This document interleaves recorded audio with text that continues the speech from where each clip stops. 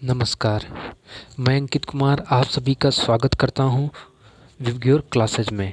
आज आज मैं आप सभी के लिए लेके आया हूं भौतिक विज्ञान से संबंधित कुछ महत्वपूर्ण जानकारी, जिसमें सबसे पहले हम अध्ययन करेंगे प्रकाश का। प्रकाश जिस शाखा के अंतर्गत हम प्रकाश तथा इससे संबंधित क्रियाओं का अध्ययन करते हैं, प्रकाश विज्ञान या प्रकाशिकी कहलाता है। अर्थात जिस जिस शाखा के अंतर्गत हम सभी प्रकाश और उससे संबंधित क्रियाएं का अध्ययन करेंगे वो क्या कहलाएगा, वो प्रकाश विज्ञान या प्रकाशिकी कहलाएगा। प्रकाश एक प्रकार की ऊर्जा है जो हमारी आँखों को संवेदित करता है, जिसके फलस्वरूप हमें दिखाई देता है। मतलब प्रकाश हमें दिखाई नहीं देता, बल्कि प्रकाश से वस्तुएं दिखाई देती हैं। प्रकाश कभी नहीं दिखाई देता, प्रकाश से वस्तुएं दिखाई देती हैं। प्रकाश कहा जा सकता है, प्रकाश एक ऐसा माध्यम है जिसके द्वारा हमें वस्तुएं दिखाई देती हैं। अब देखते हैं प्रकाश के गुण क्या हैं। तो प्रकाश के गुण देखते हैं। प्रकाश तरंग के रूप में चलता है। प्रकाश सदैव तरंग के रूप में चलता है। प्रकाश एक आयतिक तरंग है। प्रकाश निर्वात में भी चलता है, मतलब प्रकाश निर्वात में भी गमन कर सकता है। निर्वात में प्रकाश की चाल होती है 3×10⁸ मीटर प्रति सेकंड। निर्वात में प्रकाश की चाल होती 3×10⁸ मीटर पर सेकंड। अब देखिए, प्रकाश सीधी सरल रेखा में गमन करता है। मतलब प्रकाश सदैव क्या होता है, एक सीधी रेखा में ऐसे गमन करता है, मतलब चलता है। प्रकाश तरंगे ध्रुवण की घटना प्रस्तुत करती हैं। जब प्रकाश विद्युत क्षेत्र में चलता है तब तो वह अनुप्रस्थ तरंगों के रूप में गमन करता है। जब प्रकाश विद्युत चुम्बकीय क्षेत्र में चलता है तो वह अनुप्रस्थ तरंगों के रूप में गमन करता है। प्रकाश के चलने के लिए माध्यम की आवश्यकता नहीं होती। मतलब उसको चलने के लिए किसी भी माध्यम की आवश्यकता नहीं होती है। अब देखते हैं प्रकाश से रिलेटेड जो आपके सिद्धांत दिए गए हैं उनके बारे में। तो प्रकाश से संबंधित जो सिद्धांत दिए गए हैं, तो पहला सिद्धांत दिया गया है प्रकाश का संबंधित जो सिद्धांत है, प्रकाश का कणिका सिद्धांत, जो कि किसने दिया है, जबकि प्रकाश का कणिका सिद्धांत जो है न्यूटन के द्वारा दिया गया है। किसके द्वारा? न्यूटन का। प्रकाश का जो तरंग सिद्धांत है वो हाइजेंस के द्वारा दिया गया है। प्रकाश का जो क्वांटम सिद्धांत है वो प्लांक के द्वारा दिया गया है। प्रकाश का जो विद्युत चुम्बकीय तरंग फोटॉन सिद्धांत है वो आइंस्टीन के द्वारा दिया गया है। और प्रकाश का विवर्तनिक जो सिद्धांत है वो ग्रोमाल्डी द्वारा दिया गया है। अब देखते हैं प्रकाश की चाल क्या होती है। तो प्रकाश की देखिए अलग अलग वस्तुओं में अलग अलग चालें होती हैं। तो देखिए, जिसका अपवर्तनांक ये क्या होता है, जो प्रकाश की चाल होती है वो अपवर्तनांक, उस माध्यम का जो अपवर्तनांक होता है उस पर निर्भर करता है। जैसा कि यहाँ पर इसकी परिभाषा दी गई है, क्या है, प्रकाश की चाल माध्यम के अपवर्तनांक पर निर्भर करता है। जिसका अधिक होगा, मतलब जिसका अपवर्तनांक अधिक होगा उसमें चाल कम हो जाएगी। माध्यम जैसे निर्वात में प्रकाश की चाल होती है 3×10⁸ मीटर पर सेकंड। वायुमंडल में प्रकाश की चाल होती है 3×10⁸ मीटर पर सेकंड। पानी में प्रकाश की चाल होती है 2.25×10⁸ मीटर पर सेकेंड। तारपीन का तेल जो होता है उसमें 2.04×10⁸ मीटर पर सेकेंड प्रकाश की चाल होती है। कांच जो होता है, कांच में प्रकाश की चाल होती है 2×10⁸ मीटर पर सेकेंड।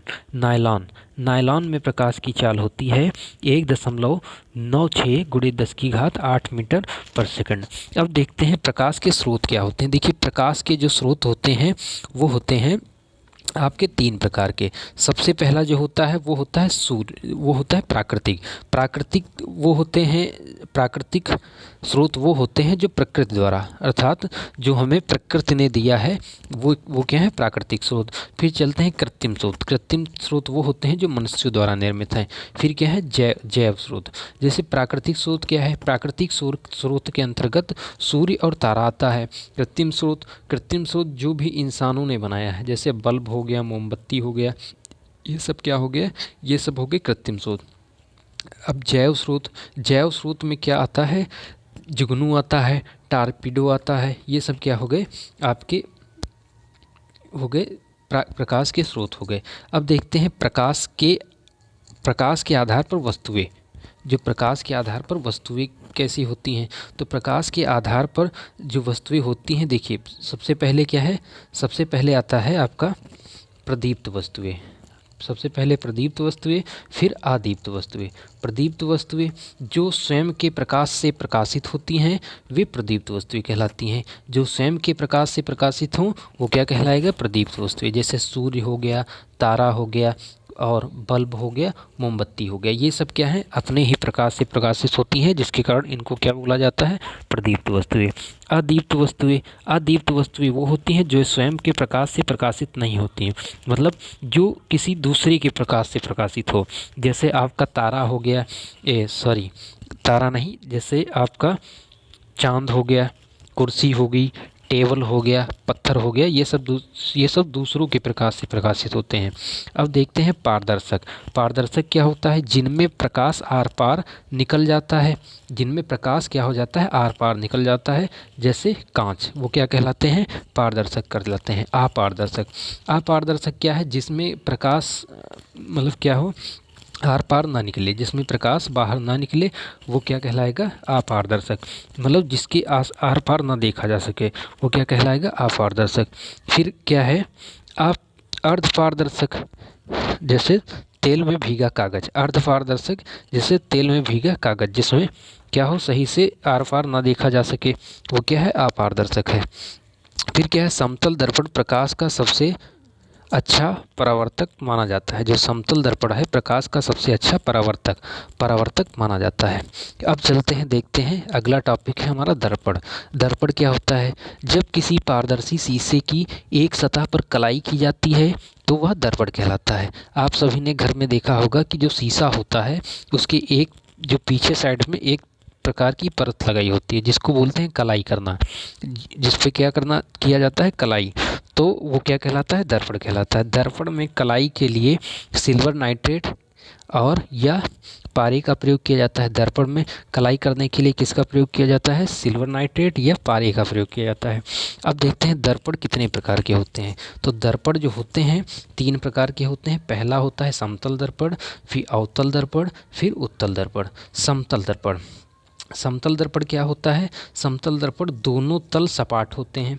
दोनों तल, आप सभी के घर में समतल दर्पण होगा, आपने देखा होगा कि दोनों तल क्या होते हैं, सपाट होते हैं। दोनों तल सपाट होते हैं। प्रयोग किसके लिए किया जाता है, श्रृंगार दर्पण इसे बोलते हैं। बहुदर्शी में इसका प्रयोग किया जाता है। पनडुब्बियों के बाहर की वस्तु देखने के लिए इसका प्रयोग किया जाता है। प्रतिबिंब का आकार वस्तु के आकार के बराबर होता है। इसमें क्या होता है, प्रतिबिंब का आकार वस्तु के आकार के बराबर होता है।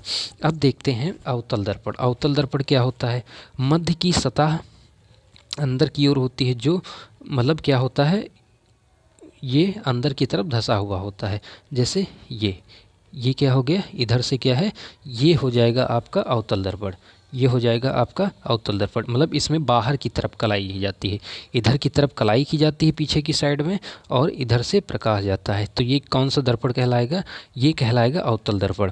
प्रयोग किस में किया जाता है इसका, देखिए तो प्रयोग किया जाता है सेविंग मिरर में, सोलर कुकर के परावर्तन में, या सर्च लाइट या हेडलाइट में, और टेबल लैंप में, और दंत चिकित्सक में इसका प्रयोग किया जाता है।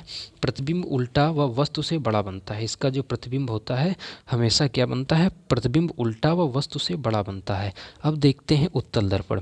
उत्तल दर्पण का क्या होता है, मध्य भाग उभरा हुआ होता है, मतलब मध्य भाग ऐसे उभरा हुआ होता है। इसमें क्या होता है, अंदर की तरफ कलाई की जाती है, ऐसे अंदर की तरफ कलाई की जाती है। ये कौन सा दर्पण है, ये है उत्तल दर्पण। प्रयोग किस में किया जाता है, वाहनों के साइड में देखने के लिए जो एक शीशा लगा होता है उसमें, वो कौन सा दर्पण होता है, वो होता है उत्तल दर्पण।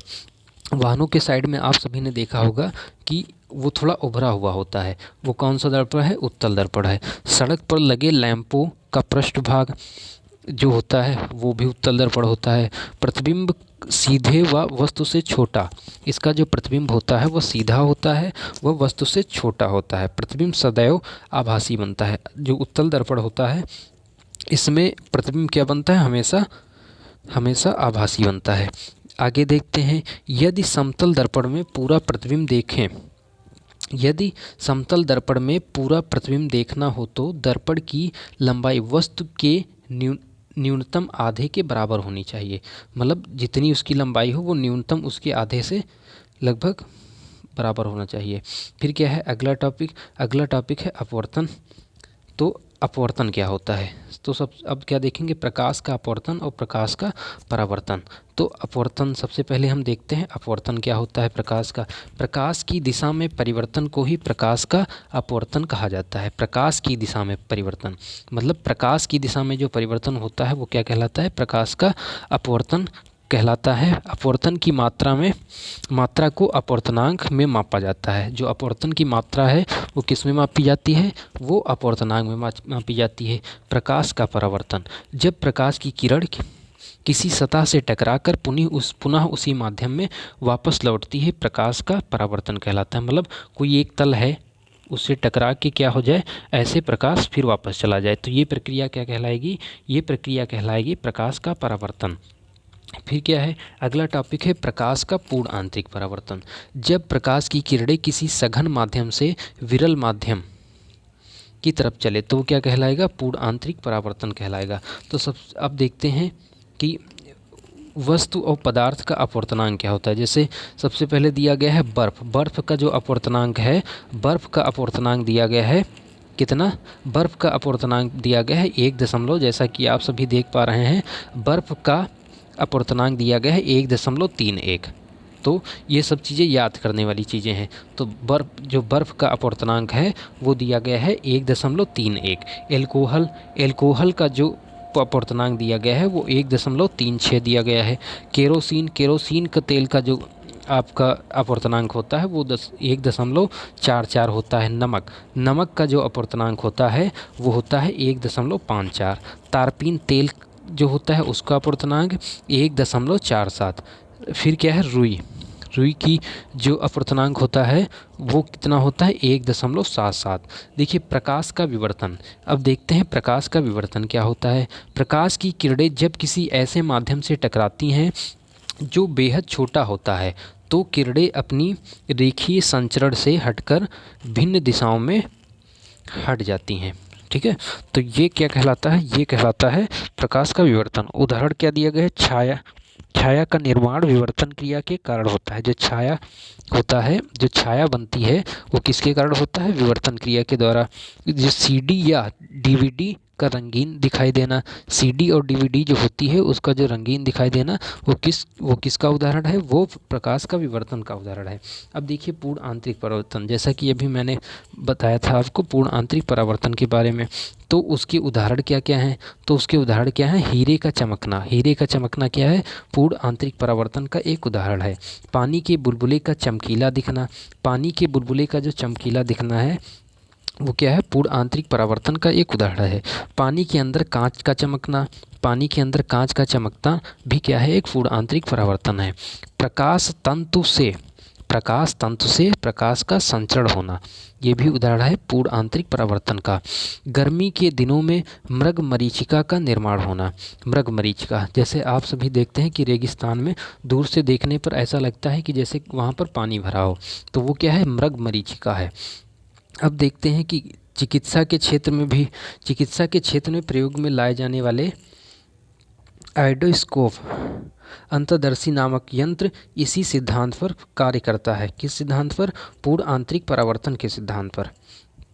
फिर बर्फीले क्षेत्रों में मरीचिका का निर्माण, आप सभी जानते हैं मरीचिका जो बर्फीले क्षेत्रों में है उसका भी निर्माण किसके द्वारा होता है? उसका भी निर्माण इसी प्रक्रिया के द्वारा होता है। अब देखते हैं अगला, अब देखते हैं अपवर्तन से संबंधित उदाहरण। जैसे तारों का टिमटिमाना किसका उदाहरण है? तारों का टिमटिमाना है अपवर्तन का, प्रकाश के अपवर्तन का उदाहरण। फिर दिया गया है पानी से भरे पात्र में डाली गई कांच की छड़ टेढ़ी दिखती है, वो भी किसका उदाहरण है? वो भी उदाहरण है प्रकाश के अपवर्तन का। फिर सूर्योदय व सूर्यास्त के बाद भी सूर्य का दिखना, सूर्योदय व सूर्यास्त के बाद भी सूर्य का दिखाई देना, ये क्या है? एक उदाहरण है किसका? प्रकाश के अपवर्तन का। फिर उदाहरण है तालाब की तली पर पड़ा सिक्का, मछली ऊपर दिखाई देना। जैसा कि आप सभी जानते हैं कि घर में अगर आप देखते हैं एक एक ग्लास लें, ग्लास में सिक्के को डालें तो सिक्के को देखने पर ऐसा लगता है कि उभरा उभरा दिखता है। फिर तारों का अपनी वास्तविक स्थिति में जैसा दिखना। तो ये सभी, अगर आप सभी लोगों को ये जानकारी अच्छी लगी तो ज़्यादा से ज़्यादा चैनल को सब्सक्राइब करें।